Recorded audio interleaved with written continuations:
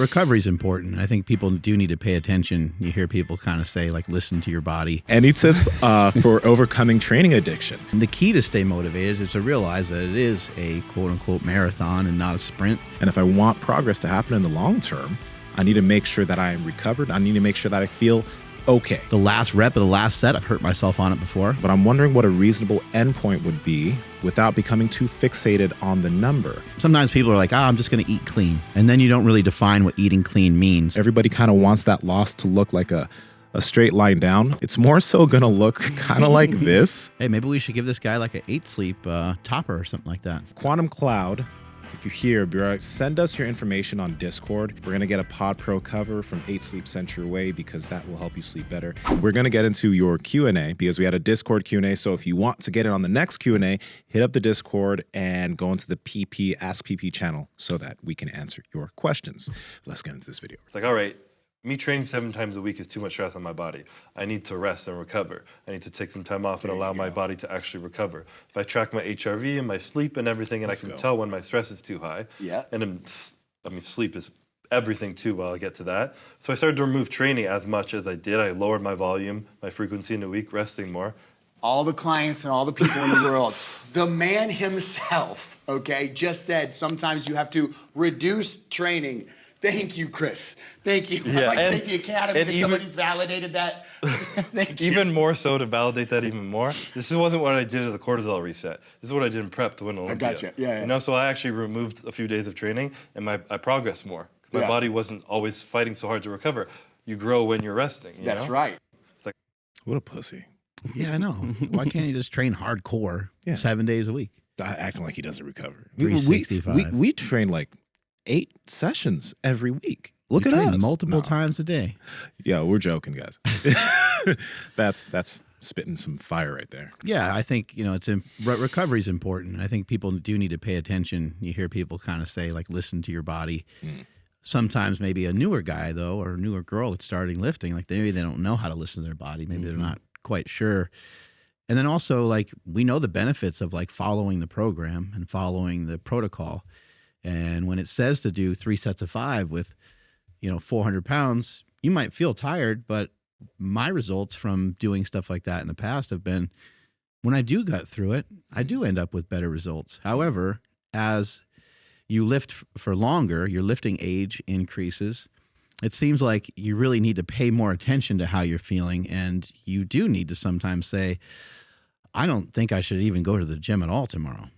That's kind of been some of my experience. Absolutely. I have a question for you guys. Have you guys noticed a difference with, well, it's going to be kind of rough too since we've all kind of gotten into other things too, but have you noticed have you drawn back on levels of intensity over time, or what do you think versus when you started training and now? How do you guys think you guys handle that? Go ahead, Andrew. Dude, 100% yes. I've mentioned it before, like when I first started just going to the gym, I would go on a good run of, I don't know, like 3 months straight, and then I'd get hurt. And I'm like, damn, what happened?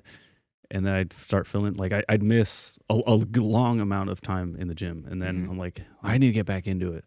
Another 3 months, another injury. It's like, dude, what happened? Like, I'm following the program instead of like following the program and then also listening to my body. And then at this time, I was ignoring a lot of other things. My diet was okay, but it wasn't as good as it is now. My sleep was horrible because I was working whilst trying to build my photography stuff. So I didn't really sleep much at all back then. So yeah, no, I've definitely dialed it down. And then to like now, I wanted to lift this morning, but I was kind of shot after jiu-jitsu and running yesterday. I was like, dude, it's not worth it. Like I want it, but damn. Like, did you do jiu-jitsu this morning or no? No. Yeah. Everything was just... That's what we talked about yesterday. Yeah, I was chill. Like save it for Friday, right? Yeah, and then now I'm going to go with Nsima on Friday. So it's like, now I made a really good choice now. And then I have training again on Saturday. So, I kind of like... I have a lot more work ahead of me this week. So I figured let's rejuvenate today, and then let's get ready for those 2 days coming up, because those next 2 days are going to be tough. Real quick, I want to mention this question from Early Riser because this falls into some of the thing we're talking about right now, which is a happy coincidence from Early Riser. A happy coincidence. I like Happy that. coincidence. Happy. Any tips for overcoming training addiction? I lift, bodybuilding, every day on a rotating 5-day split and get excited for each session. I force myself to leave the gym after an hour. I've had good results, but no, this isn't sustainable. Man. Yeah, I think you got to be careful. I mean, because we hear so many people talking about how they get burnt out from stuff. So many people have questions about how do you guys stay motivated? And the key to stay motivated is to realize that it is a quote unquote marathon and not a sprint.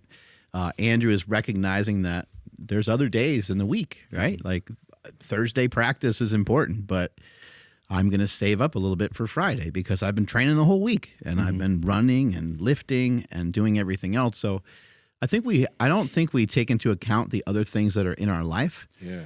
We just think like that we go and lift, but then there's other things. There's maybe somebody in the family is struggling with their health. Maybe somebody in the family is struggling financially. Maybe you're struggling financially. Maybe you got a lot of stressful things on your plate. Maybe you got a lot of bills. There's just a lot of shit going on in your life at the time. Maybe you're just working a lot. And so for you to have a 45 or 50-hour work week on top of trying to lift 6 days a week can be a real stressor. And like, what can you part ways with? Can you miss a training session? Can you maybe change your training a little bit? If you really do love training, maybe you train every day, but you only train like one body part and you spread fatigue out. We've seen a lot of lifters have a lot of success with that in powerlifting, where they will train nearly every day, but they spread out the fatigue of the percentages of the weights they're using. For myself, to answer your first question about the intensity, I don't try to bring intensity anywhere to anything. I just start moving. I just start exercising. And then I kind of see what can I bring to the day. I like I'm joking. I like some pussy. You got some? Bring some in here. Andrew, see what you can queue up over there. I can't find a promo code for it anywhere. Actually, to that point is I actually have told other people, like, be a big pussy, like on purpose, like be a little wimpy with it. If this is your first time doing a sprint, is this your first time throwing a med ball? Is this your first time jumping up on a box in a long time? I heard recently somebody said that like 95% of people will go the rest of their life over the age of 30 without doing any sprints at all. 95%. That's what they said. I don't know where they got the stat, but it seems like a lot of people aren't doing that kind of movement, right? And so for you to just, out of nowhere, treat yourself inappropriately at that point to just all of a sudden dash into a sprint when you haven't done it in a long time doesn't really make a lot of sense. So for me, I would say that when I first started running, I had to have a little bit of like a particular mindset of some intensity just because I didn't have a skill set. And so I had to like listen to music when I was running. Yeah. And I was trying to figure it out. I'm like, how do I see people running? They're so happy and they don't have headphones on. Like, I don't understand. What are they doing? And then some people would tell me they listen to podcasts and stuff. I'm like, I can't learn anything. I can't even breathe. I'm dying over here. True. And, it took me some time, but now I can do that in a much more relaxed state. And as we know, when you can do stuff in a relaxed state and you have the capacity to push into intensity here and there, I think that's where you want to spend most of your time. The majority of your time is in that zone. Yeah, I think it's really cool. Like that Chris Bumstead video we watched where there are many more high-level athletes talking about the benefits of backing off and resting. Because I think maybe, I don't know, a decade ago or whatever, if an athlete were to mention that, they would think, oh, like they probably did back off, but they didn't want to tell people they would because it's like, you're soft. You're not training hard enough. But it's like Andrew mentioned, there are days that if I've been training a few days in a row and I don't sleep well on a certain night, I will not go train that day. Or if I do go do something like jujitsu, I will keep its drills and I'll keep the rolls so fucking light because the amount of times in the past that I have injured myself because of a bad night of sleep, feeling fucked in the morning and then still being, fucking, let's go train.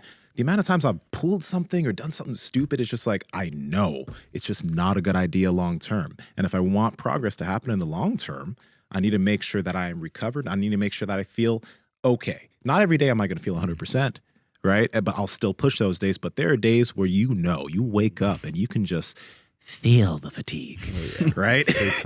But it's good to back off. And he mentioned training addiction, right?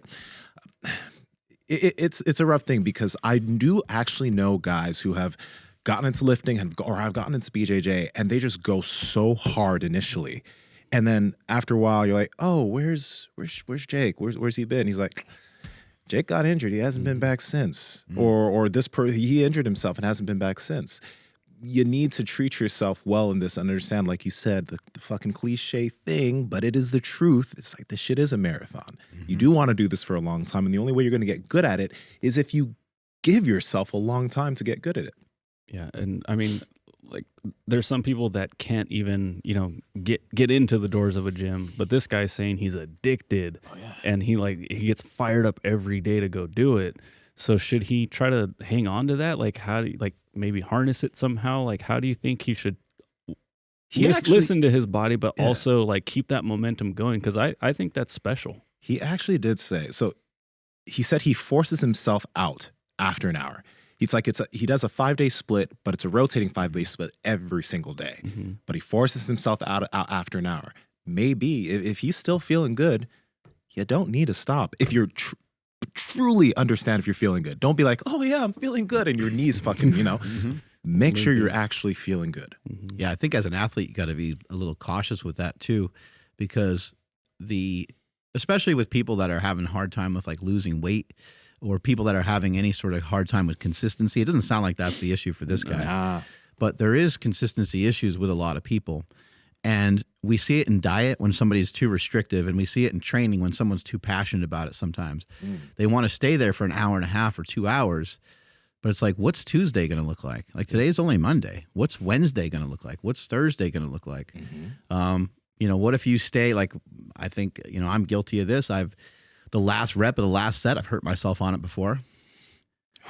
I talked myself into doing one more set. And, on this one, I'm going to do, instead of a set of 5, I'm going to do a set of 9 or 10 or whatever, right? And you try to go for it. And the 9th rep or 10th rep, you hurt something. And you're like, I know I shouldn't have done that. But you went ahead and did it anyway.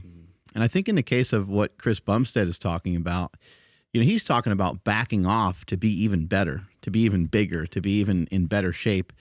And those of you that watch Chris Bumstead work out, I mean, his workouts look tough. He does a lot of exercises. He does a lot of reps. The intensity's high. He uses a lot of weight.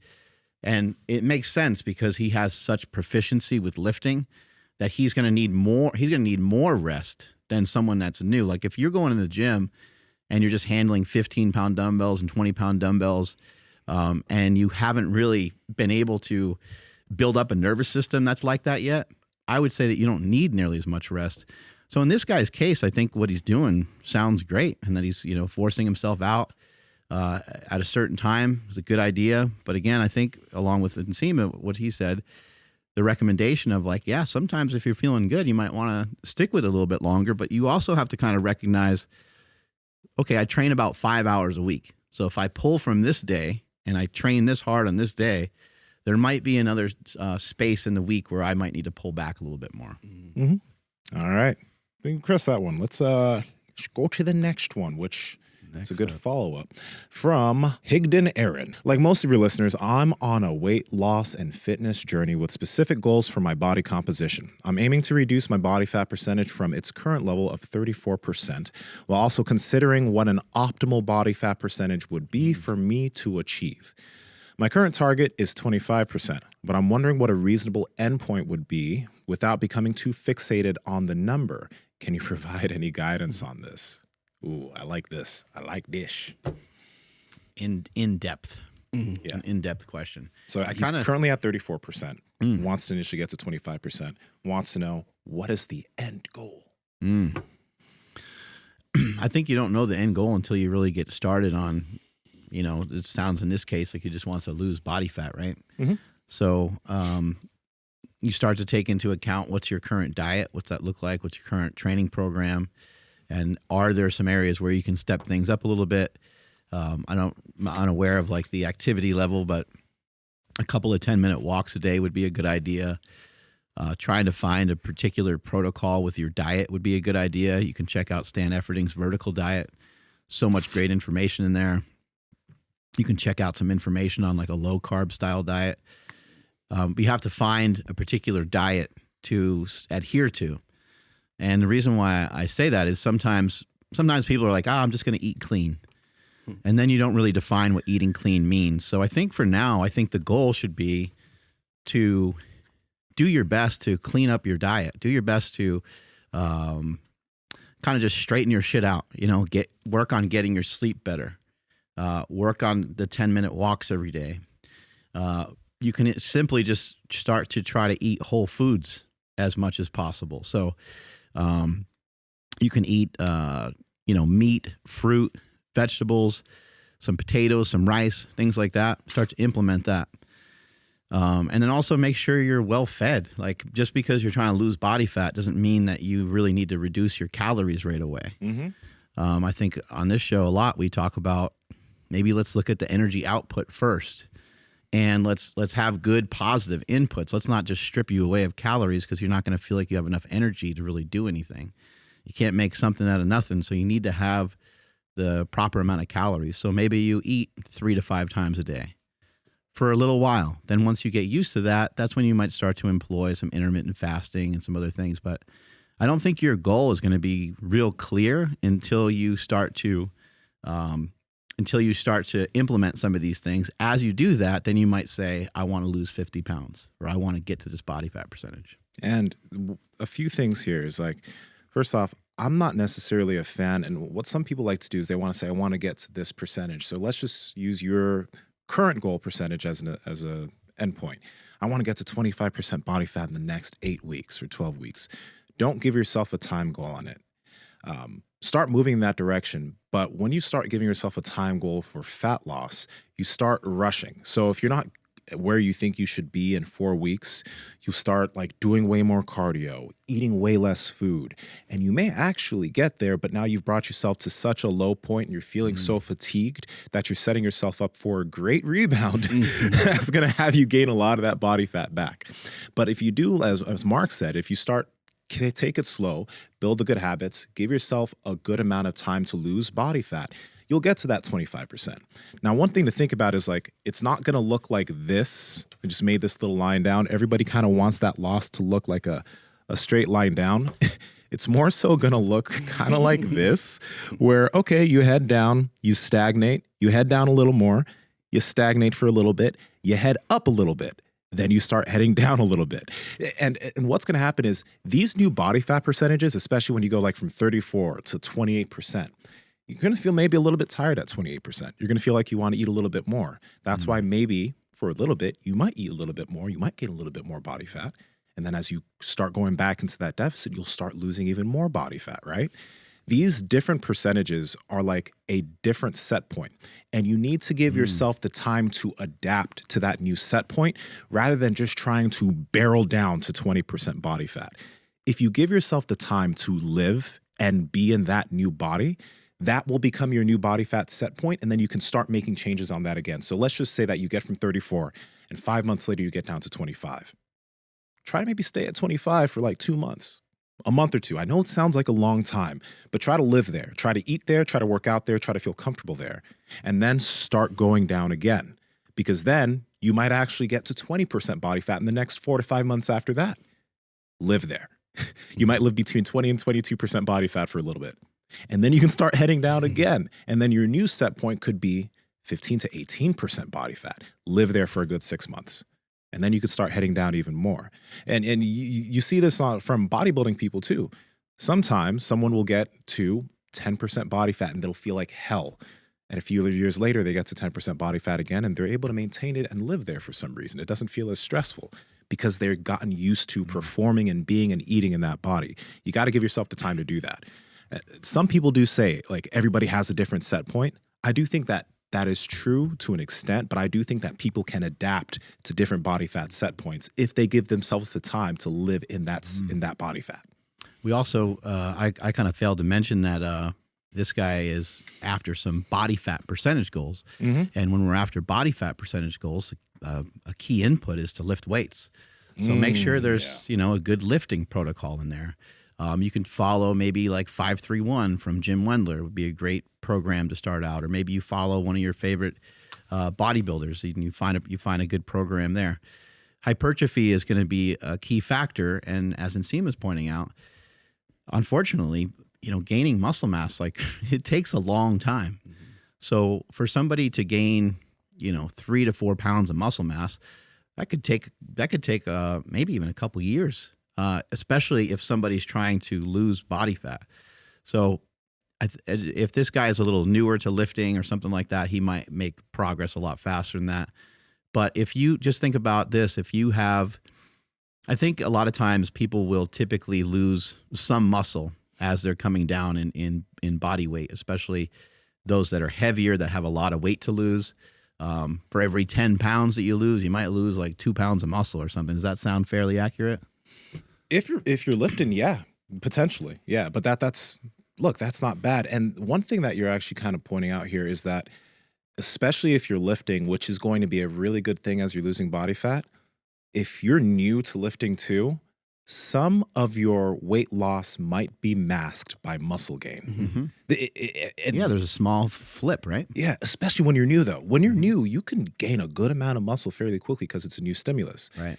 And if you're losing body fat at the same time, you might go from 210 pounds to 206 pounds in 4 months, but your 206 looks like you lost 10 fucking pounds because you lost a good amount of body fat and actually gained a decent amount of muscle. Right. But the one you mentioned, the big thing you want to try to do as you do all this is keep lifting, because if you're only like doing cardio and eating less food and you're not lifting to maintain that muscle, not only are you going to lose a good amount of body fat, you're going to lose a good amount of muscle too. And you don't want to have to work on getting all that muscle back. Yeah, and your goal will be Sorry, I was just going to say, because then that will do the opposite of what you're trying to do, which is drop the body fat percentage. Because I don't know how to do the math and all that stuff, but right, like if you're 200 pounds and you lose 10 pounds of body fat, but you also lost 5 pounds of muscle, right, like your percentage is still almost going to be the same. Again, I don't know how the math works, but like if you maintain the muscle, like you're actually body fat percentage, you're going to be able to flip that around even though you weigh the same. So just like, tell us the math. We know that you know it, bro. I don't. That's Nsima's world.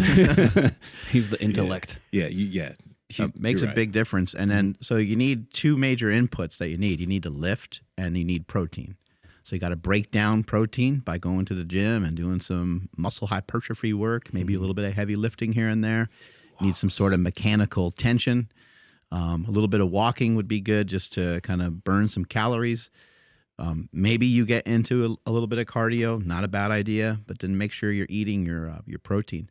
Andrew, I sent you over a thing of Russel's weight loss, and this is what real progress actually looks like. I don't think people understand that consistency and progress don't look the way that you think they would look. You would think it's just this like hockey stick like chart of like success where you just go straight to the moon, but it doesn't work out that way.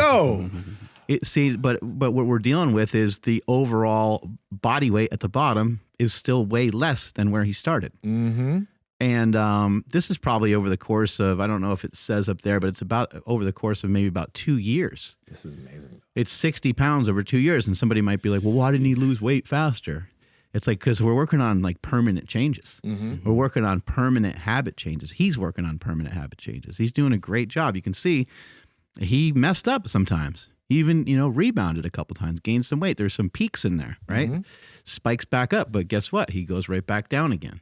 And now he's starting to get close to an all-time low again, which is amazing.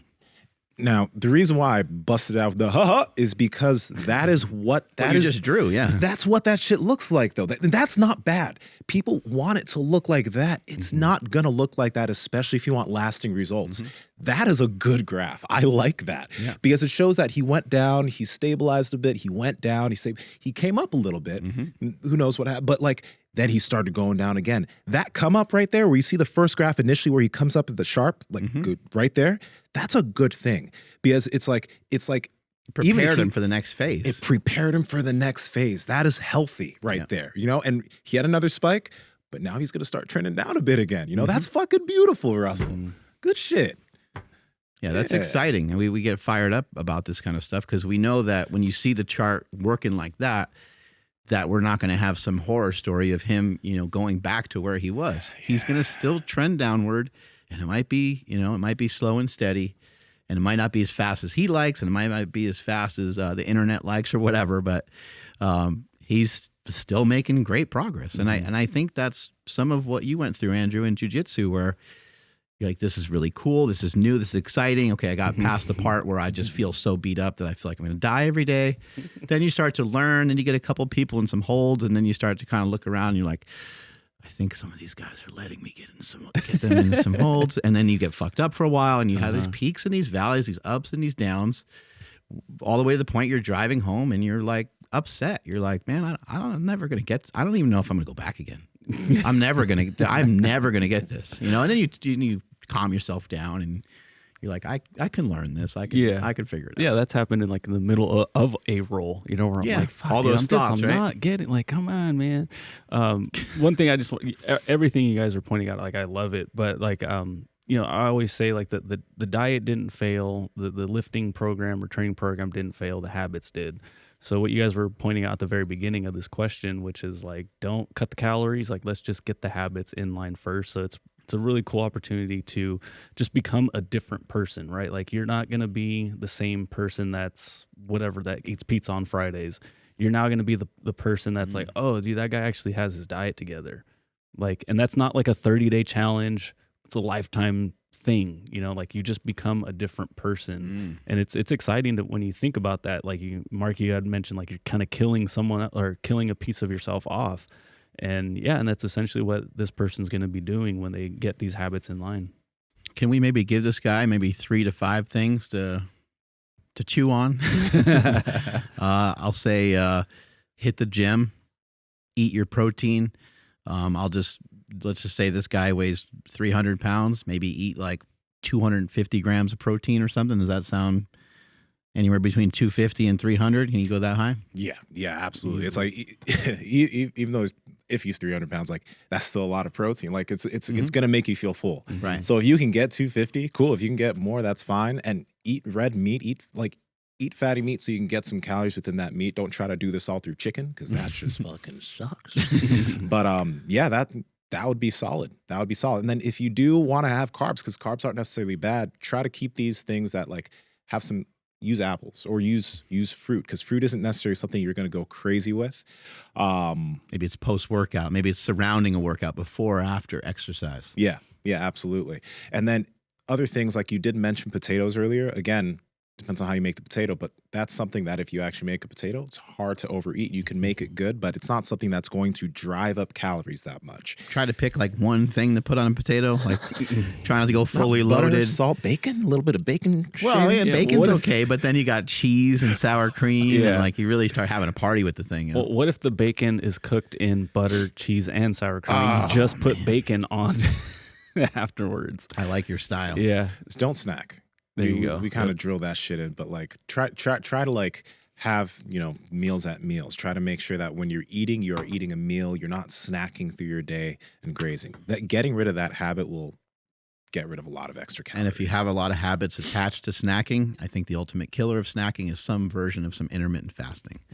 So maybe you start out by fasting 12 hours a day, and then maybe you morph into 14 hours and maybe 16 hours every other day or something like that.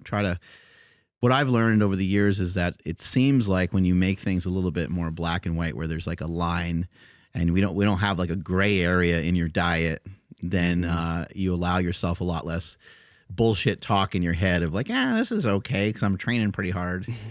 So try to draw some of those hard lines in the sand. Yeah, and then I would just say have a nice, delicious within you protein shake before each meal, just to get the protein up, and also it makes you feel very full. And then after that meal, go on a 10-minute walk. There's a billion benefits there that we can get into if we want to, but those two things are huge. A lot of people do mention, it's hard for me to get in my protein. What you just mentioned right there, it's like, I don't know if a lot of people think about that. Like protein shakes make it so so much easier to get in the amount of protein that you want to be able to get in. I got one right here. Yeah, and they can be fairly filling. Like it doesn't just go down, like you feel it, right? So have a protein shake before your meal. That's a very good tactic, because especially because there are days where you just feel hungry. Like you like when you pronounce it that way, that's when you know you're hungry. That DoorDash chef is like really looking at you, dog. Have a protein shake. Yeah, She'll help you out. Yeah, you become a completely irrational beast when like you're you're really drunk. hungry. You're drunk going through the grocery store. And there's just so much crap in your cart. You're like, who put this in there? Yeah, man. Yeah, that was great. All right, next question. All right, next question. From Mushroom Soup. Power Project family, shut your fucking mouth. We've been talking about breathing through your nose and nasal breathing during your sleep for the past 5 years. That's why we've partnered with Hostage Tape. It's the best tape on the market, sticks to your face even if you have a beard. So head to hostagetape.com/Power Project and you'll be able to get a year's supply of tape for 55 cents a day. That shit saves you $150. It's a no-brainer. Links in the description and the podcast show notes. Enjoy the show. Are there any habits you've learned from traditional practices and cultures that seem hacky, but is making a resurgence nowadays? For example, toe spreading. I learned it as a child in traditional karate, and although it was normal for me, I never heard much about it elsewhere. I feel a full circle movement nowadays with all the talk about foot health on your podcasts. This goes for other things like the breath work too, and I've also heard Louis Simmons talk about ancient Chinese workouts where they dig a hole in the ground, fill it up with water to chest height, and they'd box jump out onto the ground. Do you know this? Did he talk about that shit? Louis talks about all kinds of crazy. Wow. Thanks for that question, Mushroom Soup. Yeah, there's a lot of good like hacks and stuff. I think at this point, we've just threw them into our lifestyle that we kind of forget about them. I don't want to talk a ton about like a bunch of things that cost a lot of money, but cold plunging has been really helpful. We have a sponsor of the show. The plunging tubs and stuff like that have been really helpful. In addition to that, we got the 8 Sleep mattress. That's been massively helpful, and it is kind of like a hack, having your body adjust to these cold temperatures. I also have a sauna. I think the cold plunge people are making a sauna as well, right? They have a really cool sauna that's out. Like I'm gonna get my hands on that ASAP. And it's like it can fit in your fucking back. It can fit in your house. You can put that shit in your house, right? Or apartment. A lot of these things have been really helpful. I've had a hot tub for a long time. Again, these are all things I understand. They cost money, but they've been really, really helpful. They've been things that have they just helped me scrub off the recovery time. I can come in here and train really, really hard, have a tough session, and go home, cold plunge, hit the hot tub, and kind of feel like a new person the next day. If my ankles or knees are banged up, I can go in the cold plunge again, and I feel like new. Same thing with the boots that you blow up. I forget the name. Normatec boots. Normatec boots. Things like that I found really really helpful. And then obviously just other habits that don't have anything to do with money necessarily, but just abstaining from certain things. Like I don't look at my phone as much. One of the big changes with not looking at my phone as much is I don't look at stuff that I shouldn't be looking at anyway on my phone as much. So that's been really helpful. We have a standing desk here on the podcast. This is the longest standing podcast in the world. And, we burnt X amount of more calories than other people that have been podcasting sitting down. That's true. That's actually facts. We do all kinds of smashing of our feet, and Nsima is doing a internal rotation, stretch of the hip. That's why I have both of these here. I do IR on both sides. When are you just going to do the splits? Oh, yeah, I should get like both? You remember that John Van Damme commercial when he did the shit on the truck? That was sick. You remember that? Jean-Claude Van Damme. Jean-Claude Van Damme. Yeah, damn it. Whatever. Yeah, there's a lot of National things that treasure. we've incorporated, and I'm sure as you guys start to, mention the things that we've been doing, a huge hack, and I still don't hear people talk about this enough, although we've drawn a lot of attention to it here on the Power Project, is protein leveraging. Andrew just mentioned having a protein shake before your meal. That's one way to do it, but just in general, eating more protein, eat a higher percentage of protein will really encourage you to manage your body weight a lot easier, because protein is very satiating, and it will drive down the overall amount of calories that you consume. You'll tend to want to eat less fat and carbohydrates and things like that when you keep that protein real high. Yeah. So all of that stuff, yes. We were actually talking about this the other day. When I eat at home, I don't sit in a chair normally anymore. Like kind of like you're on the toilet. Yeah, I eat on the toilet. That's so that super once, convenient. Once I eat, and then I have this trigger since I'm on the toilet to just defecate. So it just comes right out. That right would out. help a lot with buffalo wings. Absolutely. Yeah. Right. I'm And I into also have the old and squatty with the new. the squatty potties right on my feet too. So you're below it parallel? helps the digestion. Yeah. You get white lights. Absolutely. When I'm at home, I'll eat either standing up or I'll eat sitting on the ground. And Kador actually talked about this because like he mentioned that when he eats in a certain way, he doesn't eat as much food when he's eating on the ground. But in general, for some reason I don't like to eat like this. I like to eat standing up. And that's just something that for some reason I feel just like helped out a bit. I also don't sit on my couches nearly as much. Don't get me wrong. It's not like I never use my couches. I will, especially when it gets later at night. Me and my girl want to chill and watch something. I'll Bend sit her on right over the couches. couch. Oh, I'm sorry. I stepped ahead a few things too far. My bad. You can Whatever it takes. You guys can sit on our couches. They're not that bad. But no, like A little creamy. a lot of the time at home though, like I'll be sitting on the floor when either working or watching something or even playing my PS5. I'll be sitting on the ground. And what that causes though is you just end up moving around in different positions. So a lot of times when like we talk about mobility and these things, people will sometimes be, okay, I'm going to set this time to do my mobility. I'm going to set this time to stretch. But if you're already on the ground, so you're working on the ground, you're sitting on the ground, you will find yourself moving from position to position because sitting in one position gets uncomfortable. So I know maybe for people who are working in an office, it's not the most realistic thing to sit on the ground, but maybe when you get home, instead of just lying on the couch, maybe you just do what you can do on the lazy ground. fuck. Maybe, but if you do what you can do on the ground, it will cause an automatic microdose of some of the movements that are going to be good for you, like maybe getting into the pigeon position or sitting in seiza on your knees. Initially, it might be uncomfortable, but when you sit on your knees a little bit longer, then you can just sit on your knees for like 20 minutes and you don't feel pain, but that can cause you to mobilize the knees and ankles while doing something else, right? So those are really simple additions to all of this. Yeah, that's what I was gonna say. Is definitely sitting on the ground, like just being a kid again, sitting on the floor. The biggest motivation for that is if I sit on the couch, my son just climbs up and sits on the couch. Yeah, and I'm like, But if I sit on the floor, he's like, oh shit, we're sitting on the floor, and he jumps off the couch and then he's on the ground. So yeah, getting down to the ground has definitely been huge. And then, like I said earlier, walking. Trying to any opportunity we have as a family to go on a walk. I'm trying to remember, like as a kid, I don't remember going on walks. Same. We didn't really do that.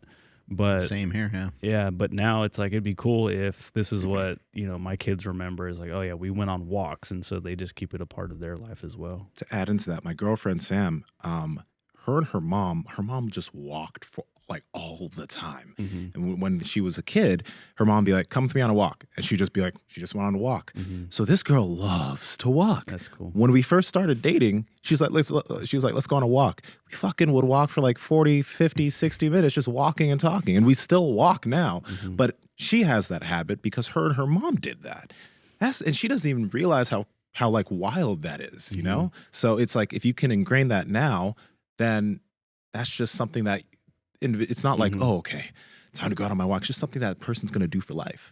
Greatest thing ever happened to me on a walk. I was walking with my dad, and I was walking with my son, and my dad and I were chatting it up. My son at the time, he didn't ever say much. He was like 11 or something, or 12. And we get done with the walk, and my dad went to his house, and I'm still walking with Jake, and Jake's like, Dad, he's like, can we go to the gym tomorrow? And I was like, yeah, I think we can. I was trying to get a hold of myself. I was like the Rocky music just fucking hit. Yeah. And I was all fun. I'm like, yeah, and then I was like, all right, calm down. And I was like, yes, Jake, I could take you to the gym tomorrow. No problem. It begins. Yeah, exactly. All right, cool. Next question, gents. Yeah. All right. I think we covered a lot. This I love how these kind of just like stick together. Oh, one last thing I want to mention about like a hack is that just skill sets. You know, you guys have done jujitsu. We have so many people that come in here and they teach us about like movement and they teach us about all these things. And then you guys sometimes are like, well, we get a lot of that in jujitsu. You know, somebody might come in and talk about like cardiovascular health or something. And I'm like, well, I'm getting that from running. And these things are skill sets and they suck. They're not fun to, it can be a lot of fun and it is a lot of fun. The whole journey is a lot of fun, but there's a lot of downs to it too, where it doesn't feel great in the beginning. Something as simple as being on your knees on the floor, like it hurts at first, or to crawl around on the ground or to do any of these things, kind of uncomfortable. The myofascial release that we've been doing, that kind of stuff has been huge. Some of the stuff I don't even really think of as a hack anymore. I just think it's just like ingrained into us. My friend Brad Kern was in here yesterday and I was showing him some stuff with myofascial release. He knows a lot about it. He was a former triathlete at a really high level. And I'm telling him about it. And he's like, yeah, I do some of this sometimes. I'm like, no. You got to do this a lot. Like you got to intermittently do this throughout the day. This will make you better. This will help, because he was having a little trouble with his hamstring. And I was like, this is going to make a big change for you. So some of these things, huge. That's another one. Add that in. 100%. These things are huge, and it's a skill set to be able to add all these things to your life, because it can kind of be a pain in the neck to keep adding. But I don't know about for you guys, but I got stuff all over the place. I got stuff here at the gym. I got stuff at my house. Yeah. I'm sitting here with this fucking thing on that Nsima brought in to train the extensors. You just broke it. Nice. Motherfucker. I owe you one. That unbelievable thumb strength. Hey, look, I'm happy for you, man. Your finger extensions are so strong, you broke it. What about the timing of that? That was amazing. Yeah, we couldn't have planned that any better. So anyway, cool. Next question. All right, this is from jealous. Yeah, this is from North. What do you guys think is the best way to fit in these niche movements / exercises into my schedule? I train kickboxing and jujitsu 2 hours a day. Wow, and trying to lift 3 days a week at the moment. Damn, dude, good for you. But trying to hit the smaller muscles like hip flexors, grip training, tibs, neck work, etc., is tricky. He's trying to get into that tib, neck, calf, forearm Hall of Fame, I think. Hey, those girls knows those tibs though. Like when you go like this, look at that. Oh my God. Dorsey flex. They're like, wow. Just flooding everywhere. When you got that neck, she knows you got endurance. Yeah, that's true. You think my neck's big? You should see my tongue. Ba-doom. Let's go. Anyway, This guy's a savage. You know, I think we were just talking about, how to incorporate some of these things into your life and these different movements that we're doing.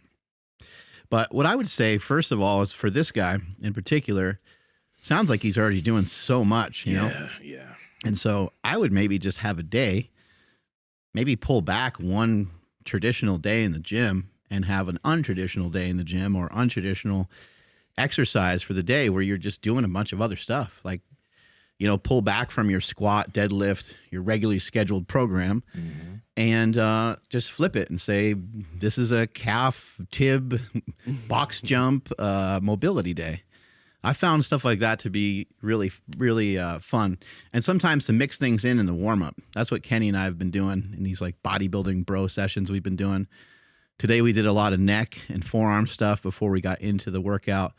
Then we did some box jumps, and then we did like normal bodybuilding stuff for legs, leg extensions and hack squats and things like that. So that'd be my recommendation. Yeah, and kind of on that line, microdose this stuff, yo. Like part of the reason why we have these here on the table is because as we're podcasting, like literally, I'll just have this in one hand behind my back, and we've been doing it on multiple podcasts, but I'll be squeezing this for at least like maybe 30 seconds to a minute. Then I'll switch hands, right? And this has actually been getting easier over time. I have one in my car too. So literally while I'm driving, I have maybe one in one hand and I'm just squeezing for a period of time.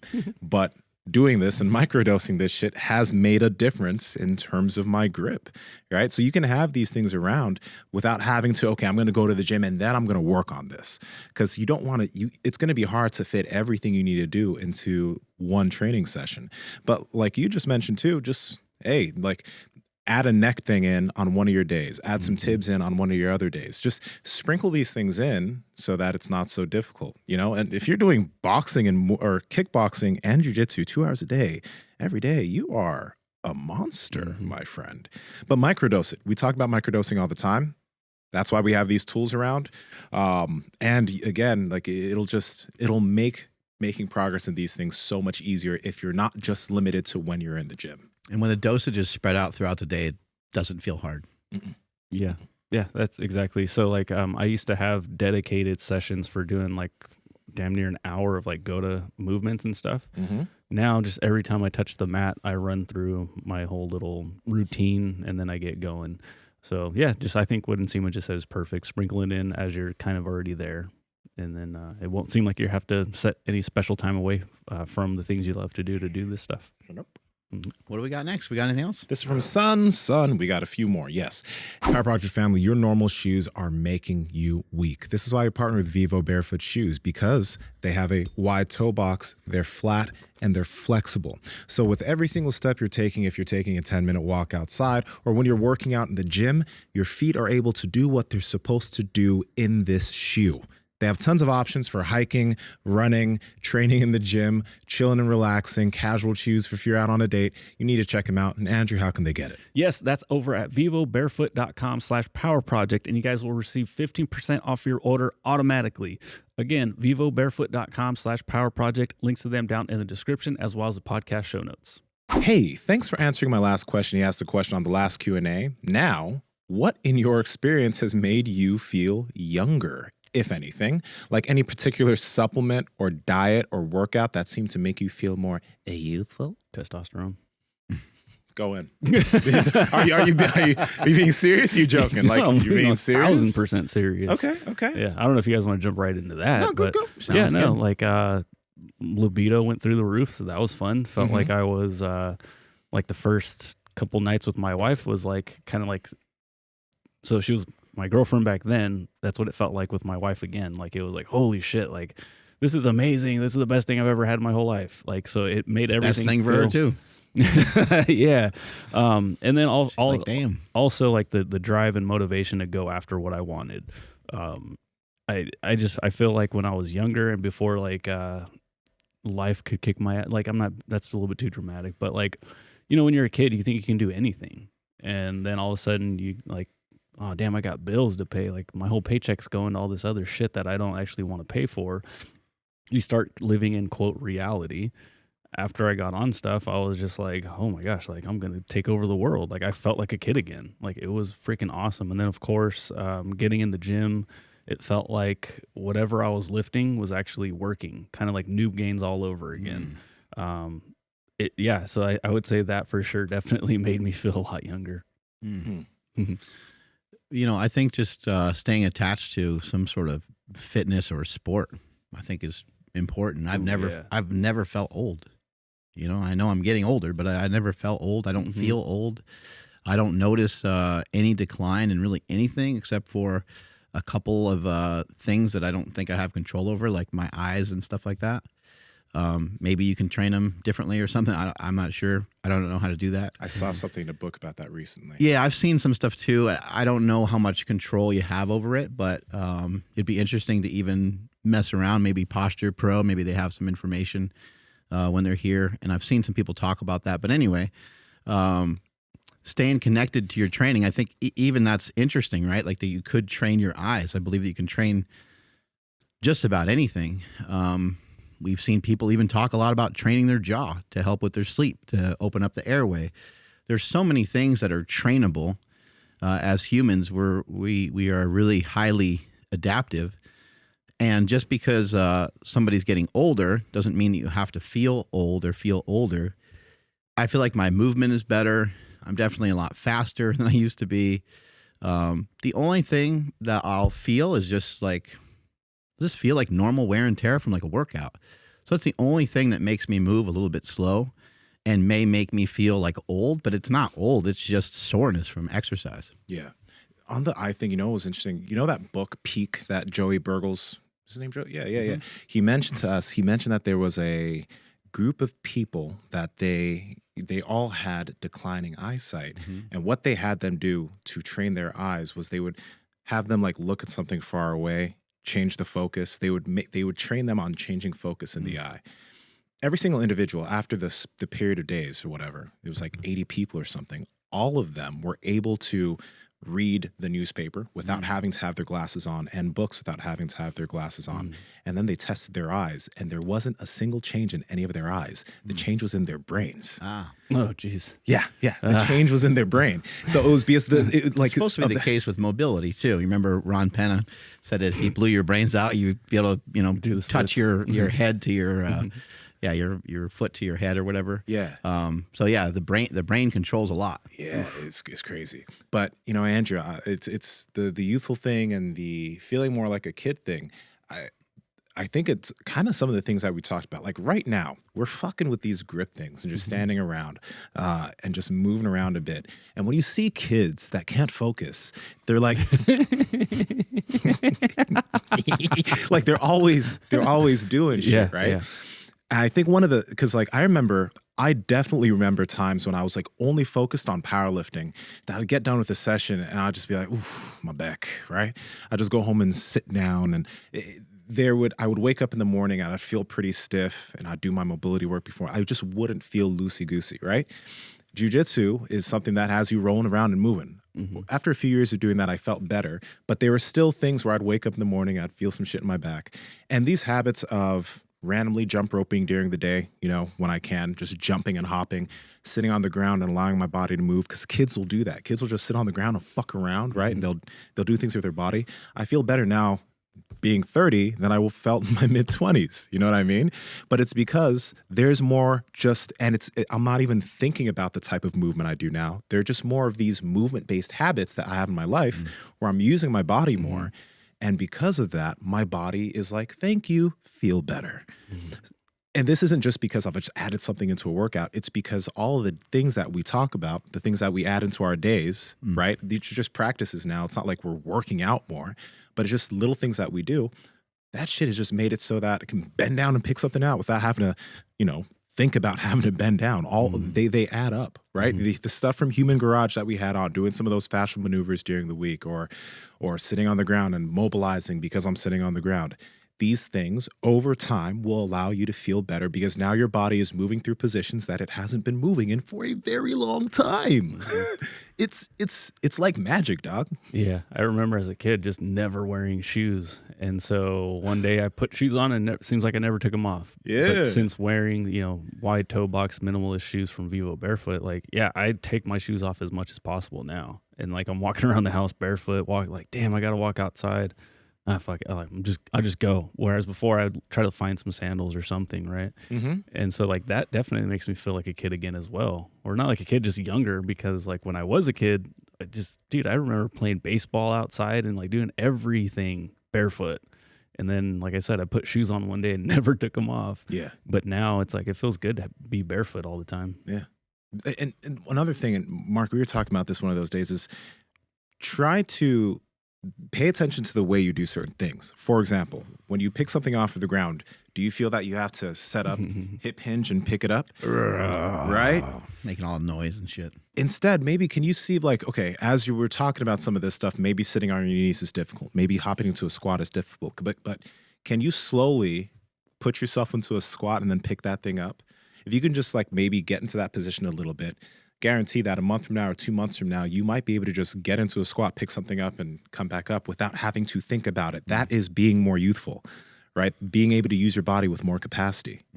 So, yeah, I think playing and having fun, trying to think of things that could be fun. Maybe you have a training partner or have somebody that you go do a trail run with or something, because the playful side, I don't know if you guys mess with this in jiu-jitsu, but if you ever just kind of go off the rails and just start doing weird stuff, against each other, I think things like that are actually really good practices. I mean, you do need to be a little cautious, you don't hurt each other and shit like that. But we did a lot of that when I was wrestling. You just make shit up, and then someone would be like, fuck, man, that was really cool. Yeah. And it's because you lost all inhibition. You just kind of went for something, And a lot of times when I'm running, I'll do stuff like that. I'll try to go to like a certain beat, or I'll try to jump on something, or just I probably look like a crazy person when someone's probably watching me run. Sometimes probably, what the fuck is? I was telling Andrew, I look up in the trees a lot, especially because in Davis there's these turkeys up in the trees. And I'm like, how do those fucking fat little birds get up there? It's pretty amazing to kind of just look around your surroundings and just to treat the world like your playground. Dog, Sam and I were taking a walk last week. I don't know if I mentioned this already, but we're walking. I look up and I'm like, huh! Because there's a child in this tree just standing like this, like high up in a fucking tree. Kid's just like this and watching us as we go by, and we're looking at him and he's just staring at us like this. And I'm just like, this kid's having too much fun just creeping people out. Terrifying. But that's a kid-ass thing to do, to just go up in a tree and stand there, right? Like, I don't know, man. That kid was possessed. Yeah, man. Just, yeah. You ever look at your kid and like wonder like what the hell possessed him to do that? All the time. Just like jump off the couch onto his knees and shit, right? Oh yeah, that's where I'm like, oh, like because it just straight You're like, solid I don't think that's shot. a good I'm like, idea. oh. What are you doing? Or I'll look, like his shins will be just all bruised up, and I'm like, babe, what happened? And she's just like, he's just jumping. I'm like, okay, that makes sense. But yeah, anytime there's a line or a step, he's like, he loads up, and he jumps off and he just fucking lands however he lands. It's fucking funny. That's so fucking awesome because we're meant to be resilient. Our bodies aren't meant to like, if we were to jump and hit the floor, we should, if we've like been using our body, be able to just handle some of these forces. But when you never do it, that's when you become really fragile, you know? So that's good for you. Let your boy get bruised up. Yeah. Building strength. Yeah, man. Yeah. So I set up like a little mini obstacle course, and I was doing it with him. So like we would like broad jump and then jump 2 shorter ones, and he was getting it pretty good. And then it's funny because like sometimes he just won't pay attention and he'll totally wipe out, and it's like, oh fuck, like, is he okay? Like, yeah, he's fine. All right, cool. Yeah. It's fucking awesome. I will say there's this 64-year-old guy in my jiu-jitsu class who just moves so well. That's it. He's been grappling for a while now, and he just moves like he's 30, dude. It's literally just doing shit that younger people do. That's it. But, all right. We good with that one? Yeah. All right. Next question. Okay. This one should be quick. How would you schedule a lifting and BJJ schedule weekly? I always hear about the benefits of lifting for injury prevention. My goals are to get jacked, tan, and strangle people. I'll cover the tan part. Yeah. Get outside in the sun. Get some walks out there and take your shirt off. That's simple. You know, the really cool thing, and this is why I really would discourage people from stopping lifting if they start jiu-jitsu, since a lot of you guys are starting jiu-jitsu, is when you start jiu-jitsu, your body's going to get beat up. There's so many different ways that you haven't been moving that now you feel soreness in the ribs, the hips, all these areas. So there's going to be a want for you to just not lift. I would say don't do that, because one thing that I've seen, and I'm happy I've seen top-level jiu-jitsu guys say this, is that when I lift, or when I keep lifting in part of what I do, my body feels more resilient. I don't get as many injuries. I don't get as many little pulls. And that even happened to me when I was earlier in jiu-jitsu. There was a period where I wasn't lifting nearly as much, and I just started pulling little shit here and there. Started lifting, boom, started feeling better again. So try to find that minimum effective dose that you can handle in the gym. And as far as the lifting schedule, this can be whatever you want to try to progress on, because some guys want to like gain some muscle as they're doing jiu-jitsu. So you're going to want to do some stuff that gives you a little bit more training volume. You won't want to just do the strength work. You want to do some stuff with some training volume. So it can be a bodybuilding split that's like a 3-day lower push-pull with high volume, and then jiu-jitsu on the other days. But just make sure that when you're in the gym, do what you can handle. The gym, like you got to handle all these changes are happening to your body from jiu-jitsu that are causing you fatigue. Now the gym workouts are going to take a little hit, but still go in and get some of that work in, because you can still make progress. Okay, so it can be something like that. You can do a strength program while doing jiu-jitsu, but again, you just need to make sure that when you're in the gym, especially when you're newer at jiu-jitsu, you're being mindful of the type of loads you're lifting, where you're not trying to, you will feel weaker. The fatigue from jiu-jitsu is going to carry over. You're going to feel weaker. So just don't push yourself as hard. Understand that the progress is going to be slower, but over time, as the jiu-jitsu fatigue isn't as much, because now over like maybe the next 6 months, or maybe in a year or so, You'll go to a class and you won't feel like death when you finish. You won't feel like death the next day. You'll feel like I can actually get a really productive training session in the gym tomorrow. Then you can start really ramping things up in the gym. But even for the period of time at the beginning of when you start jujitsu, when the gym feels like shit, still do something because there are still changes happening there. It is not a good idea to stop, but it may be a good idea just back off the intensity. Mm-hmm. Maybe check out some stuff from Josh Settlegate. That's What's exactly his? what I was going to say. Oh, sorry. No, you're all good. Yeah, at Joshua Settlage on Instagram. He's the BJJ strength and conditioning coach or something like Gives that. away a lot of free tips. Tons and then of he good also, stuff. I think, does some programming for people. Yeah, we've had him on here a bunch. And yeah, just echoing everything Nsima said, because this is what he told me and this is what I was doing. So initially, I was like, no, I want to lift more and then do jiu-jitsu like twice a week. And then I was like, maybe I could do 50-50.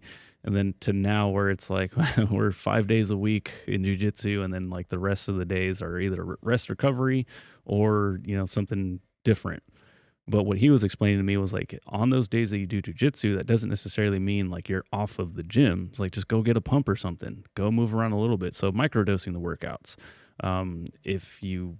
I guess for me, because the emphasis is on jiu-jitsu right now, maybe if I wanted to go, I don't know, do bodybuilding or do a powerlifting meet, that emphasis would no longer be on jiu-jitsu. I'd be kind of focused somewhere else.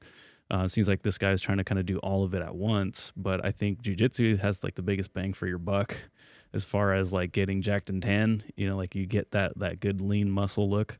So I think just microdosing the workouts on the days that you do jiu-jitsu, or a workout when you're not doing them, but just understanding that you'll find the balance that works right for you. Mm-hmm. I'm currently trying to rebalance things and figure it out because, like I said, the jiu-jitsu mat time has gone up.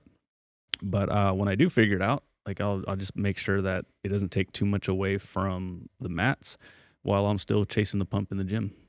Nothing wrong with probably just doing like a 6-minute kettlebell swing where, in between maybe you get on a bike or something like that, right? I mean, you can do Just get that all kinds of stimulus. variations of workouts that maybe don't have to take very long, right? Mhm. Yeah, there's one thing I'm gonna mention there, because like some people start in jiu-jitsu, or some people getting into jiu-jitsu, some maybe they just come from a background of not lifting at all, so they want to gain some muscle. Mhm. So the thing is like I see. your conditioning is gonna come in jiu-jitsu, Mhm. right? So like if you are gonna try to do other stuff, like kettlebell stuff is helpful, but it would be a good idea, again, if like you're like, I want to gain a good amount of muscle, Muscle and strength, maybe a little more focus. it's a good idea to use your gym time productively for that, right? Because even though you could even get more conditioned if you're doing stuff on the assault bike and kettlebells and stuff, if you don't already have a good amount of muscle, that's going to help you get more conditioned, but it's not going to help you gain muscle. So everyone, like, people ask like, what's the best lifting and jiu-jitsu program? It kind of depends on what your goal is. Is your goal as an athlete just to get super fucking strong with jiu-jitsu? Okay, you might focus on more of a strength type program. Are you a little bit smaller, but you're really trying to gain some muscle while you're doing jiu-jitsu? You may want to do a good amount of volume in your lifting sessions rather than trying to focus on lifting heavy loads. Are you already pretty big and you're trying to increase your conditioning? Okay, maybe you can do some pump workouts and then you really can take on some extra conditioning work. But understand that like you're still going to get conditioning work by doing more jiu-jitsu, you know? Like when we had Katie Hogan on the show, and she talked a lot about like volleyball, and she was saying like she has a lot of kids just like squat, and yes, they're jumping, because she said that they can, in training, they can be in very specific positions to learn how to jump, and hopefully that translates over into a game. Yeah. But a volleyball player is jumping a lot, so it's not like they need extra reps jumping. So that makes a lot of sense what you're saying. Your conditioning is going to come from the mats. And maybe if you need more conditioning, maybe that is, maybe you do focus on it outside jiu-jitsu, but you probably more than likely need strength and muscle mass. Yeah. All right. We have 2 more questions. All right. This one from CJ Crooked. Any life advice for a dude that's about to be 18? Life advice. Yeah, man. Just what I've been preaching for a long time is like, just try to develop skill sets, try to become a material expert in something. And expert is a strong word, but try to learn a lot in one particular subject, the best that you can, and eventually you'll be able to monetize that. Yeah. You could be an auto mechanic, you could be a singer, you could play the piano, you can be an artist, you can be a lifter, I mean, just about anything. And you trying to figure out your niche is going to be a really hard thing. That's going to take time. That might not happen for many years, but what are you interested in? And then figure out ways that you can continue to learn more about that. It could be anything. We live in an amazing world nowadays, especially here in the United States. You can like teach people anything. You teach people how to edit. You can teach people how to make YouTube videos. I mean, literally anything that you think of. There's people that want to learn it. There's even going to be people in the next few years, you'll probably see this be really popular. People that are controlling AI, people that are like communicating with AI to make AI work better for businesses. Like I'd imagine that's going to be a huge thing. Oh yeah, it's already. So if you're 18, there's a lot of things you can learn. What are the things you're already interested in? That's going to be the thing that kind of pulls you, so you don't have to push yourself to do it all the time. Start to learn that, absorb that, and become the best that you can at it. Yeah, man. There's a lot of really cool money-making skills out there as far as like editing, copywriting, learning aspects of sales, because like even if you don't get directly into a sales job, there's a lot of benefits in just learning how to communicate with people in that type of way. There's a lot of stuff. But one thing I think is, Mark, specifically, if, for example, this guy doesn't know your background, it's important to pay attention to the thing that you're interested in and figure out ways to do it while also maybe having some money-making skills, because you were a bouncer, you got into wrestling, you got into powerlifting, which is the thing that you're really interested in. And because you kind of dug your heels in on that interest for a very long time, even though that wasn't the standard doctor, lawyer, engineer, you made something out of it because you were in it for a long time. And you took the time to go to seminars with Louis and all these other things, right? That's a big deal. The reason why I'm mentioning this is because like I remember when I turned 18, I was like, I'm gonna be a doctor. And I was good at science and I was good at math, but also culturally, I knew that my family would be very proud of me if I became a doctor. And I even like volunteered in the ER now and stuff. Look at you.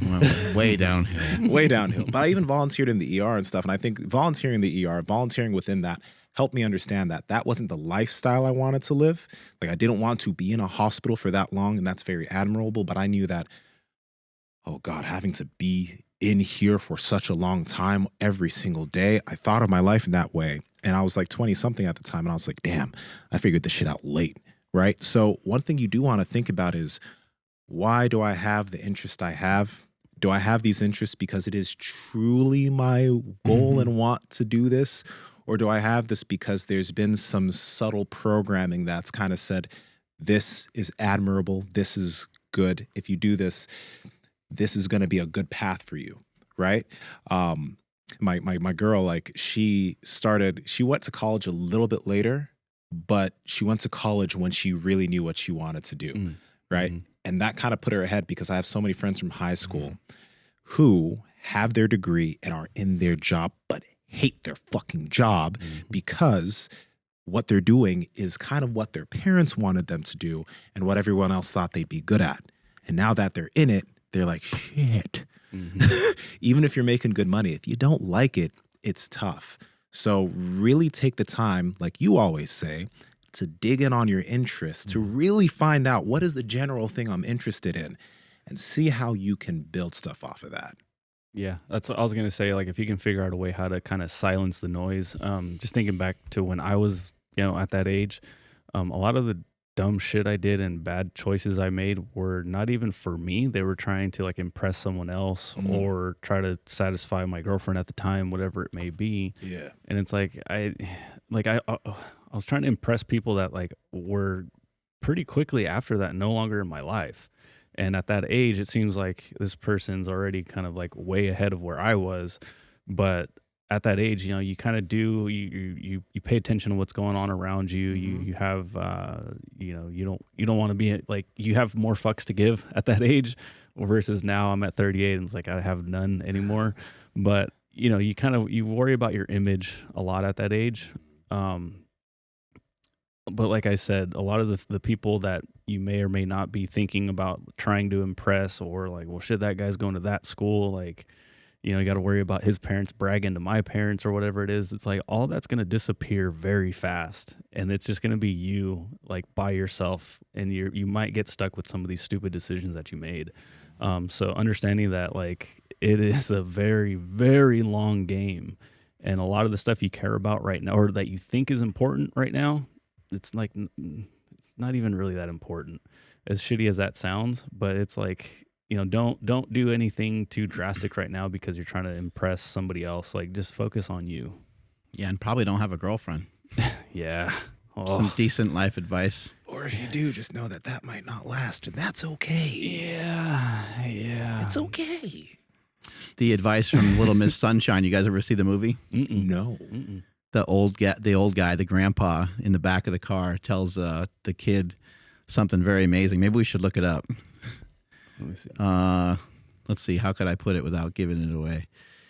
He basically tells him to get a lot of women. And he tells this young kid to get a lot of women. He gets in trouble, and they start yelling at him.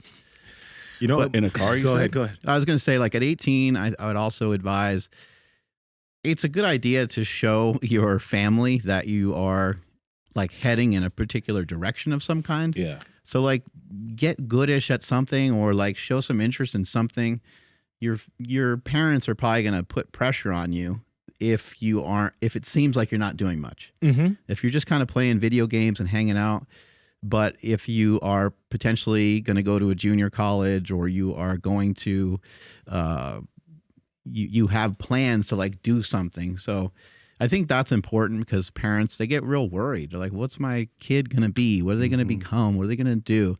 And you kind of want your parents like off your back. So I'm not saying get a job for no reason just to please your parents, but maybe at least look for one that you could halfway bear, so that you could maybe generate a little income. And I think it's a good learning. It's a good way to learn a lot of stuff about life, is just go get some sort of job, movie theater, In-N-Out Burger, whatever. Yeah. I remember on the girlfriend thing, because like I had my first, I had my first girlfriend. I think I was like 18 or 19. I was a late bloomer in that sense. I was so focused on academic stuff. At 18? Yo, that would have helped. Nah, I was a barefaced kid, man. But because I was Christian, and then I also lost my virginity with that girl. I'm like, she is the one. That breakup fucking destroyed me, bro. But like, when you're younger, dog, like, don't like not take you can take relationships seriously. You can be a good guy, but also understand like it's good to have different experiences. Also, it's not always the best idea to hop into a relationship with the first girl that gives you a good amount of attention. That's the thing. It's like, ooh, pussy. Like, it's like that was my mistake. It's kind of like, there's other girls out there, and they're going to give you a better blowjob. So just relax. Billions, right? So, and they won't be as naggy. Yeah. And this is the same thing for y'all, ladies. Like, just when you're young, yeah. Did you find this Little Miss Sunshine shit? Or no? Yeah, I'm not sure what to look up, but I've always wondered what movie this was, because I have there's a song from this soundtrack that I love, and I just see the cover of it, and I never looked it up, and I'm like, oh my god, this is the movie. So now I'm gonna have to watch it because of this damn song. But while you think about that, Mark, what I could search, maybe for this dude, just to understand the whole high value man thing, There's going to be a lot of older dudes that have their shit together. Yeah. That you might be upset at yourself for not having it together, for not having whatever it is, the money, the car, whatever it is, the girl, the look, the physique, all that stuff. Again, that's all going to come in time. And this is coming from somebody who's extremely late on all of the above, you know? So that was super depressing and frustrating for me early on, because I'm like, oh my god, this girl left me for this 25-year-old when I was 17. What the fuck? Why? Well, he has his apartment, he has a car, and he's making a little bit of money. Huge dick. You used to go down that rabbit hole of oh my god. But no, that I sent you a link, Andrew. I emailed it to you. I mean, you might feel like some of the things that you're doing at 18 that are kind of worthless or useless, but something as simple as going to the gym, you're making yourself something. You're turning yourself into something. My son is here often at the gym training, plays the guitar a lot. Probably plays the guitar, and he has a couple different guitars. Probably plays it 15 times a day. Oh my God. just intermittently throughout the day. They're gonna be coming at them in waves. And like I'm sitting, I'm a fucking weepy bitch, so I'm like tears coming down. I'm like, he's so good, like I got my fucking Bic lighter, But it feels awesome to like have a front row seat, kind of just listening to, his progression over the years. I have no idea how good he is because I don't know anything about music, but it's just fun to like know that he's in there, like, working on some stuff, and it's just kind of neat. Yeah, here's the clip. Can I give you some advice? Well, I'm going to give it to you anyway. I don't want you making the same mistakes I made when I was young. Can't wait to hear this. Dwayne, that's your name, right? Dwayne? This is the voice of experience talking. Are you listening? Fuck a lot of women, Dwayne. Hey. Not just one woman. Dad. A lot of women. That's enough, right? Are you getting any? Dad. You can tell me, Dwayne. Are you getting any? Come on, please. No? Jesus. You're what? 15? My God, man. Dad. You should be getting that young Dad. stuff. Hey. The best stuff in the whole Hey, world. Dad, that's enough. Stop We're it. kind of not in the right manager. See, right now, you're jailbait, they're jailbait. It's perfect. When you hit 18, man, you're talking about 3 to 5. Hey, I will pull this truck over right now. Don't pull the truck over. You're not going to shut me up. Fuck you. I can say what I want. I still got Nazi bullets in my head. It's like one of my favorite scenes in a movie. Great. Yo, that is good advice. Fuck a lot of women. A lot of women. He gets all excited. No. I have to watch this movie now. And that doesn't mean you need to be an asshole either. It just means that it's good to have. Even if you replace the F word with date. You know, go have hang some out. experiences with some different chicks and see what it's all about. And if you do fall in love with somebody, make sure it's somebody that's good. Yeah. That feels good for you and you feel good with them and all that. Don't need to commit to the first girl that gives you a little bit of attention, yo. Like, First girl gives you a smooch. like, you're the one. You're coming home with me now. Well, and girls usually get a little sketch about that too. So you got to be careful with that too. Yeah, man. Yeah, that was actually decent advice. All right, I lied. I said we had one more question. Decent. We have 2 more questions, okay? But these are 2 good questions. Hey, you'll be happy to know I fixed your gripper. You did? You just Yeah. tied a knot. You're going to sell this on your website as a new invention? Yep, this is the finger extensor. Oh, my God. Slingshot extender. Oh my God. All right, guys, again, if you want to get on the next Q&A, hit up the Discord and ask your questions in the Ask PP channel. Now, this is from Baps. Power Project family, how's it going? Now, we talk about sleep all the time on the podcast because it's one of the biggest things that helps you with your health and fitness, your recovery, your muscle gain, your fat loss, everything. That's why I've partnered with 8 Sleep for such a long time now, because the technology behind the mattress allows you to track your heart rate, the amount of times it takes you to fall asleep, your tosses and turns, your heart rate variability. It changes its temperature through the night based off how you sleep, but not only yourself, but maybe your partner on the other side of the bed. It is an amazing mattress. Andrew, how can they learn more? Yes, head over to 8sleep.com/power project. That's 8 spelled out, EIGHT, sleep.com/power project. Along with more information, you guys will actually save $150 off of your entire order automatically. Links to them down in the description as well as the podcast show notes. Is it silly to train for long distance running while also working on a good foundation for weightlifting/resistance training? I'm kind of addicted to the runner's grind lately because it almost feels like a game, but I'm also lifting weights with a high intensity for about 3 to 4 days a week. Any concerns about this? Also, tips or tricks on doing this safely/successfully? Also, love your stuff. You guys inspire me every day. You'll have to toggle the intensity. So you'll have to maybe go through little periods of time where you bump up the strength training, you push into that a little bit more. And then you'll have to, while you're doing that, you'll have to decrease the intensity at which you're running. And then you'll have to flip it here and there. So trying to go after both, you can do that by spreading the fatigue out more. And maybe rather than thinking of like a weekly program, you're thinking of like a bi-weekly program. So rather than jamming everything into just 1 week, you're jamming things into 2 weeks. And you're thinking, I want to get 4 to 5 good runs over the course of 4 to 5 longish runs, 5 miles plus, maybe 8, 10 miles. 4 to 5 times in the next 2 weeks. That's way different than trying to jam it into 1 week, right? Yeah. Same thing with your lifting. Like, I want to increase my deadlift or my squat. Maybe you don't deadlift every week. Maybe you don't squat every week. maybe you only squat alternate weeks with your deadlift. And maybe do the same thing with like your bench press. So if you can spread things out, that's a great way to go about doing it. Or if you can do like tiers of strength and then tiers of increasing your running, 4-week blocks at a time or something like that. That's what I would advise. One of the biggest mistakes that people make with running is they run too far, they run too fast, and they do it way too early. So you can actually move pretty fast in running and make a lot of progress. I don't really know exactly where I'm at right now if I really push myself, but I can pretty easily run for like an hour at like a 10-minute mile pace for mile after mile, which isn't like some amazing feat for like a runner, but I think it's pretty good for where I'm at. And I haven't trained that way. I don't train that way. I don't run that fast normally. I normally am at more like a 12-minute mile pace a lot of times. Or sometimes I'll do what Andrew and I did, which was you are occasionally going a little faster. So my main advice would be take your running and only keep that in zone 2 cardio, a good 80 to 90% of the time. That's where most of it should live, in my opinion. Occasionally go a little bit faster, but if you do that, you'll feel good and you'll feel fresh for all your workouts. Yeah. And you were talking about this before, Mark, but doesn't it matter like how good of a runner you're trying to become? Like, are you trying how to be good and how fast you want to get there? Yeah. How fast? Like, are you trying to aim for like a sub 3 26.2? It's going to be a bit of training versus, you're just maybe trying to get to yourself to be able to finish a marathon in 4 or 5 hours, right?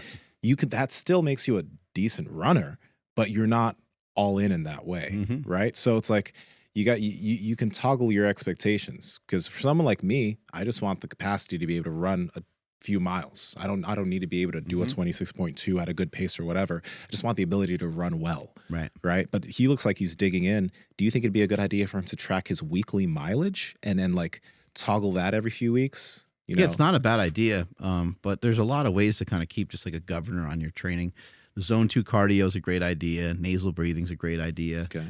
If you're doing a lot of running where you have to breathe in and out of your mouth, the intensity's high, but you might be, that might be what you want to do.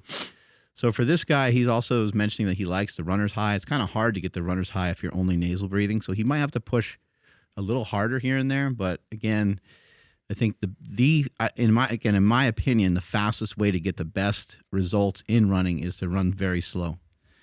And that is mainly for people with long distance running. Obviously, if we're talking about someone doing 400, 800 meters, like way different considerations for something like that. But in a longer run, and even kind of, even to Nsima's point about like wanting to run like a 3-hour marathon or something like that, or a sub 3-hour marathon, those guys even run slow in comparison to how fast they are.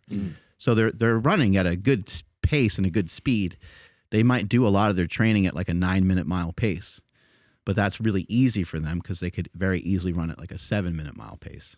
And just something that you're going to need to be good at is patience with this, because just like the other guy that asked the question of like lifting split with jiu-jitsu, because you have these 2 areas that you're getting good at, they will get better, but they won't get better as fast as they could if you only focused on that thing, right? So you can get better at resistance training and weightlifting along with running, but you got to be okay with some weeks you're weight training or you might feel just a little bit weaker, or you might feel a little bit of fatigue. And some weeks you might feel really good. And the same with your runs. Some weeks you might feel a bit beat up potentially from your lifting routine. Right. And some weeks you might feel so good and so recovered and you're just fucking up the gym. Right. But also being patient, be smart with your recovery. Like if you're doing all these things, there might be a week where you just want to back the volume off from your lifting and lower your running volume a little bit too, just to give yourself that week to be able to recover. Just like everyone talks about deloads, could be just a deload week in general. Right. So that you can have another good few weeks of running and lifting.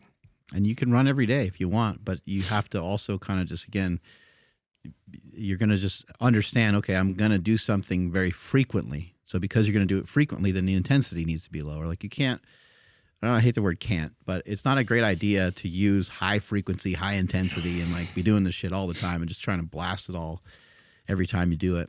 I'd recommend, check out a lot of stuff from Ben Greenfield. Just do a search on YouTube. check out some of his information. He's got great information. Nick Bear has great information. Yeah. Ben Greenfield, though, the book Boundless, there's so much information in there. I don't even know how the guy did it. The guy, like, you know, he writes this stuff. I think he like publishes it by himself and shit and writes. I don't know, maybe he has someone help him write it or something, but it's unbelievable, the information in there. Everything from cold plunging to stretching to, you know, heat shock proteins. I mean, he's talking about everything you can think of, supplementation, lifting, all of it. I haven't really looked into a lot of his books until more recently when we had him on the show. Mm-hmm. And I know that he's full of great information, but I don't usually read often. And I've been flipping through some of these books, and I've been just completely blown away. I'm like, how in the fuck did he put this thing together? This is a monster of a book. And he's got a bunch of other books, so I highly recommend you check out some of that stuff. Cool. Next question, last question, truly last question from Quantum Cloud. What can I do to help recover better if sleeping well is an issue? Thinking specifically about folks with young kids, mine is a 1.5-year-old, congratulations. Or with sleep problems, I also find it difficult to get to sleep and sleep deeply. What are each of you, goals for the next, this is a double whammy. What are your goals for the next 12 months? Mark going to compete in strongman next? Ha ha face. Also, if reducing stress can't easily be done if most stresses are a result of outside influences, how can we reduce its effects or more easily get back to a reasonable state of calm? Sleep, obviously, but what else? So that's a triple whammy. So the first question, what can I do to recover better if sleeping well is an issue with a 1.5-year-old? And he already sleeps kind of crappy. Got to get your sleep when you can. You might have to train when you can. So you might have to try to figure out a way to exercise and do things when the kid's sleeping. That's something I did. I think Andrew's doing that. I did that for many years. The house is asleep. No one's awake. I'd go get my training in and get it out of the way. But then that just required me to get to bed a lot earlier. So you're going to have to probably be a little bit strict with yourself and maybe set an alarm for what time you go to bed rather than set an alarm for when you wake up. I have like a notification on my phone that pops off at like 8 o'clock at night. And then it just, you know, I'm like, okay, well, now I need to figure out how I'm going to get myself from whatever it is I'm doing now, you know, into bed. And hopefully I get myself to bed by like 9 o'clock, something like that. So maybe you can try something similar. I realize you might wake up, you know, in the middle of the night because your kid might be waking up and things like that. But hopefully you're getting your kid to go to sleep at the same time every day. That would be really helpful. And hopefully you can get them down at like 7:30, then you can go to bed at 8 or 9. Andrew, yeah, I know you. Yeah, man, it's tricky. So like Mark said, I hit the mats at 5:30. You know, that's on purpose because AM. Yes, 5:30 a.m. before anybody's awake. By the time I get home a little bit after 7:30, that's when sometimes he's awake. Sometimes, you know, he's still in bed, and that actually kind of messes things up because I'm like, dude, I need to get into that bathroom for that shower. But it's always a nice little like bonus when he's still asleep, just because I just know he's resting and he's going through like a growth phase or whatever you might want to call it. But the going to bed thing, I've noticed a huge difference when we front load like my son's like TV time. So like he gets it in the morning, he might get it sometime throughout the day, but like after dinner, like the TV's off, and that's helped a lot when it comes to getting him asleep sooner. So we do that. I don't wear the blue blocking glasses anymore because I just changed over all the lights. So I have a lot of like amber colored lights throughout the house. So that's again another thing to help the whole house get to sleep a lot faster. So those two things right there have been very, very big. And I'm super lucky. If he does wake up in the middle of the night, my wife takes care of him because she knows like I'm kind of on a mission right now. So I'm, like I said, extremely lucky. We try to make sure there's no more eating like past like 7 o'clock. It's huge. You know, because I've noticed for myself, like I'm just like huge puddle of sweat if I eat like pretty close to bed.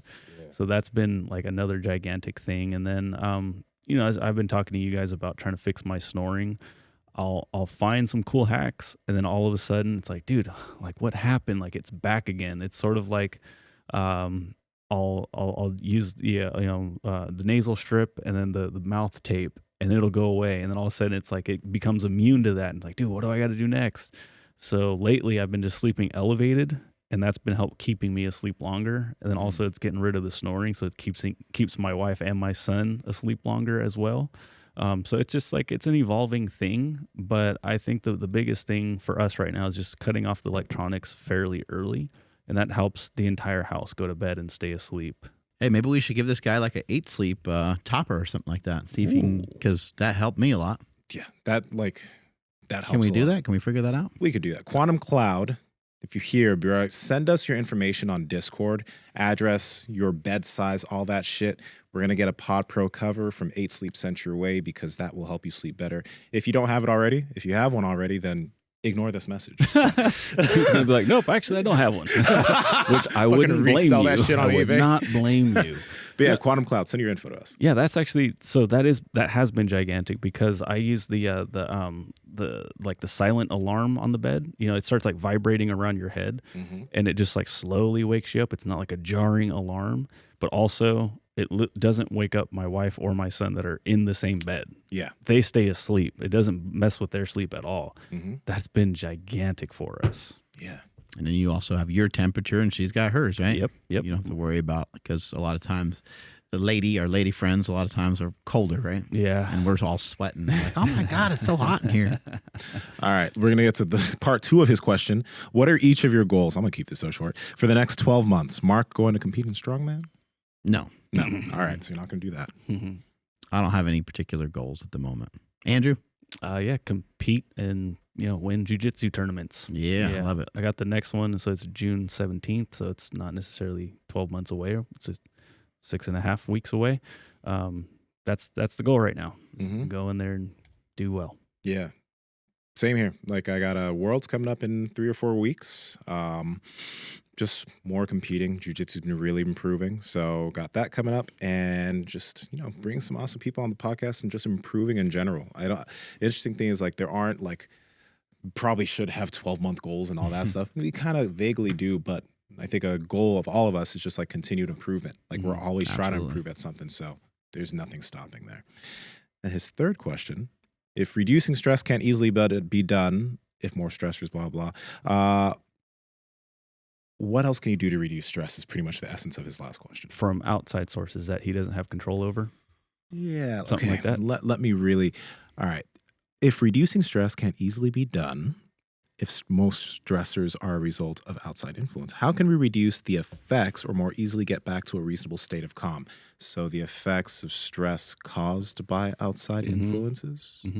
I would go as far to say that all stress is from outside influences. So just work on reinterpretation. The only thing that makes things like bad is like our interpretation of those things. I guess it's easy to like kind of define certain things in life as bad, like somebody killing somebody else, rape, right? Like there's things that are like, you're like, no, that's like, that's bad, right? But I mean, most of the time that's not what we're dealing with. We're dealing with like a text message or a comment from somebody, right? A poor interaction with a friend or something, a bad environment at work. These are all things that it's dependent upon your reaction to these things. Most of the time, our reaction to stuff, our initial reaction to stuff is not great, and it makes you kind of feel worse. I think it's like, it's almost like bad food. Like you sometimes you had a day that you interpreted as being like rough or difficult, and you're like, man, I just would love to just sit down and just eat some pizza. And even though that kind of sounds like a cool idea, and sometimes it is, and sometimes it is nice to just relax and to not have any rules for a moment. Normally it's a bit of a mirage, and it puts you into like a worse spot, and you're like, why did I do that? Like that's not anything indicative of my goals. Like that's not what I want to be. This doesn't help me turn into more of who I want to be. This actually sets me backwards more. I'm sitting here feeling sorry for myself. Now I'm pissed that I did this. And so your interpretation is something for me personally that has helped a lot. This person coming at me a particular way, rather than me getting mad and balling up my fist and wanting to throw like a punch back, why don't I maybe just think about some different perspectives? Why don't I just say, well, hey, I don't know what's going on in Nsima's life today. I don't know why he's, Such a dick to me. yeah, maybe I said something weird. Maybe I offended him. I don't know. But let's talk about it, and let's try to figure out what the situation is. Putting yourself in somebody else's shoes, your wife's shoes, your friend's shoes, your mom's shoes, your dad's shoes, of why they are asking you so many questions, or why they're, I don't know, just maybe on you for the day. You probably did something to make some of that happen in the first place. And so what's their perspective? What's the perspective of your child? What's the perspective of your boss? Like, does your boss and yourself, does the opinion of how hard you work, is there a huge gap there? Why is there a huge gap there? Maybe they're not aware, so now you have to, you kind of replace a lot of your feelings with, try to go more factual and say, you know what, I'm gonna have a conversation with this guy. I'm gonna bring into my boss tomorrow. I'm gonna bring him a list of things that I do, my responsibilities, the things that I've been knocking out of the park. Maybe he doesn't even know it, because maybe the manager is a dick and maybe he's not letting the owner know what's going on. And so you go in and say, I've been responsible for these 8 things the last couple months. And to be honest with you, I've been pretty stressed about it, because I feel like I've been putting in a really good effort, and the vibe around here just hasn't been great. I kind of feel underappreciated for the amount of work that I'm doing. And I'm hoping that we can resolve this so I can feel better. Those are all really hard things to say. Those are all hard things to do, but it's better than being stressed the fuck out. Yeah, I would say, just to piggyback on that, Extreme Ownership. If you haven't read it, Jocko Willink, incredible book. But just like the verbiage he said, it's it's uncontrollable outside stressors. I would say just own that. Who knows if this has anything to do with his situation, but somebody saying oh man, my rent's really high, it stresses me out. It's well, you decided to move there. My car payment, oh my God, you chose that car. You need to own up. This isn't an outside source. This is your decisions. Friends are a bunch of losers. You decided to be friends with them, right? So again, it can be a little harsh, because you do need your job, and you can't just quit out of nowhere. But what you said, it's well, you could be damn, I need to own up to every time I see my boss, it's always tension in the room. It's well, why is there tension? Really look into it and be well, there was that one time X happened and we never even talked about it. And so own that shit and go fix it. So again, taking extreme ownership, I think, is huge, because especially in a office environment where things are never the person's fault, if you can kind of be the person that's okay, let me see why that is my fault, and then kind of go about fixing it, that's huge. And then also, just if it is a stressful thing, get into breath work. It's been gigantic for myself. I don't know how to meditate. I can do breath work. Your breath work is meditating. That's what I mean. Yeah. I don't know how to meditate, but I can do breath work. And it's oh. But you are meditating. That's what I'm saying. I know. So what I'm saying is before I ever started doing good intentional breathing, it'd be oh, meditate. You just think about nothing and then come back to breath. And it's dude, I either fall asleep or I think about a million things in that moment. First it was cold plunging, right? Because you have to be present. And then now breath work, it's it fucking sends me into outer space. So those two things, consider that. Yeah, get Jocko Willink's book. Yeah. I think y'all covered it. I mean, for me personally, I don't know. I think getting in control of my breathing over the years has been something helpful. So it might sound stupid, but just making sure that all your breathing is nasal breathing, because then what's going to happen is you're going to be more parasympathetic. You'll just naturally be a bit more calm. Because if something gets you and you're you don't even realize sometimes that the way you're breathing is psyching you up a little bit. That could be something that passively just makes you a little bit more reactive as a person. So changing your habit of breathing, we just had a video about that recently, could really be something that in the long term just makes you a little bit more calmer of a human, because now something comes at you and you don't necessarily rile up. You're centered. You stay there, right? So that could be a little something that moves you in the right direction. I think it's important to think about, how you take someone down, how you tackle somebody. Single leg, double leg, right? But how skilled do you have to be to take someone down without taking yourself down too? So if you're going to go at somebody, realize you're going to hurt yourself too. We had someone that came here a while back. They made a video, and they just weren't in good shape when they made this video that was disparaging towards another person. And I got to kind of observe that from afar, and I'm like, man, you take somebody else out. The only person you're really taking out, and the hardest impact is on yourself. You know, so you have to be kind of conscious and cautious of, if you're going to be mean to somebody, be really careful, first of all, about how mean you are, and also be careful and cautious of just doing that in the first place. Like, maybe that's not a great place. If you're going to fight with somebody in the comment section, or, you know, of Instagram or fucking YouTube or whatever, like it's not going to feel, even if you burn the person, like, it's not really going to feel good. It's going to feel worse, and it's going to drag you down right with them. Andrew, take us on out of here, buddy. Yep. Everybody, thank you so much for checking out today's episode. Please drop those comments down below. Let us know what you guys think about today's Q&A. Hit that like button and subscribe. Follow the podcast at MB Power Project all over the place. Oh, make sure you guys follow on Spotify as well. That's pretty cool. I didn't even know you can do that. Yeah, MB Power Project all over the place. My Instagram's at I am Andrew Z. Nsima. Where you at? Quantum Cloud. Don't forget Discord. Hit us with your info or direct message me, all right? And the next Discord Q&A is going to come up, so guys, hit that up and let us know your questions. At Nsima Inyang on Instagram and YouTube. At Nsima Inyang on TikTok and Twitter. Mark? I'm at Mark Smelly Bell. Strength is never weakness. Weakness never strength. Catch you guys later. Bye.